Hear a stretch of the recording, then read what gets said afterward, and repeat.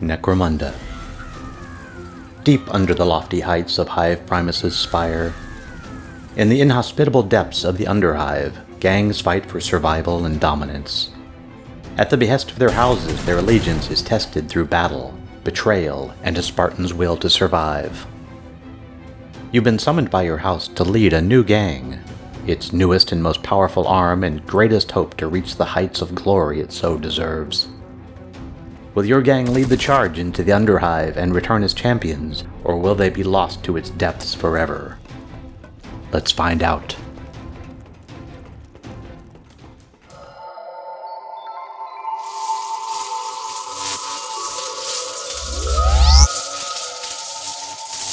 Before I continue, I'd like to personally thank all those who have subscribed to the channel so far. And if you haven't yet, please consider doing so and sharing our videos with your friends. In our last video, we discussed the basics of Necromunda, and if you want to learn more about the play mechanics, the major players, and our campaign opinions, consider watching part 1 of the series where we dig deeply into all of those things. But for now, let's jump into gang mode, which really feels like the heart of the game. In this mode, you create a custom gang from one of the 3 houses, Escher, Orlok, or Goliath, and raise their power level above those of its rivals to become the supreme gang of the Undercity. You can of course create more than one gang of any affiliation, but for now let's focus on the common mechanics. You'll begin simply by choosing your house, naming your gang, and creating its leader. Your gang must always have at least one. Other team members can be created and hired for a certain cost. As credits make the Underhive go round, better hires always cost more. And you'll always have the option to shift characters in and out of your active party as they recover or as needs fit. Characters have not only a starting level and stats, but also traits. These traits allow typical modifications to your base stats and skills. It wasn't until much later that I began to appreciate how a few points in either direction could sway long-running battles. On top of these traits, your character will over time develop personality traits. These quirks can provide very powerful modifiers, both positively and negatively, to a character's overall playstyle. Once you're ready to hit the Underhive, you'll spend the vast majority of your playtime taking part in either skirmishes or operations. The skirmishes may be done solely for fun, with neither benefit nor consequence, or for keeps, potentially leaving your gang more battle-scarred yet richer in credits and experience. The most fun, however, will be had in missions. Every time you undertake one, time, called a shift, passes. This allows gang members to recover and various passive activities to occur. And the missions are great. You'll find these randomized missions on your Underhive map, and they'll fall into one of several categories.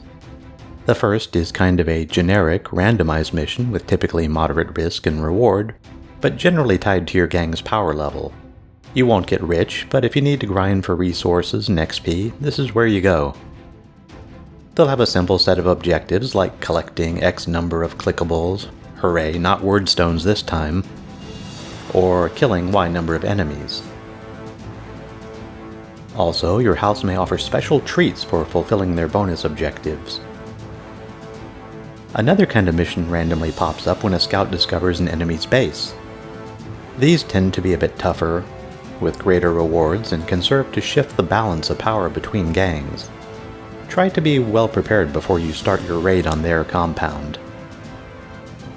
Even more rarely, you'll find very special missions, such as questing to find a piece of very rare archaeotech. You can think of these as more legendary missions. They are indeed more difficult, but well worth the undertaking if you get them. There are also facilities to build, gang-level traits to configure, a shop that periodically refreshes, and so much more to go through. Seriously, although the game is buggy today, it's so worth a buy if you are even slightly into Warhammer. Necromunda, Underhive Wars' gang mode, is its heart. Sure, the single-player campaign was a blast, and it really helps you get a feel for each house, its backstory and play mechanics, but it's the gang mode that lets you create and build a legacy all your own.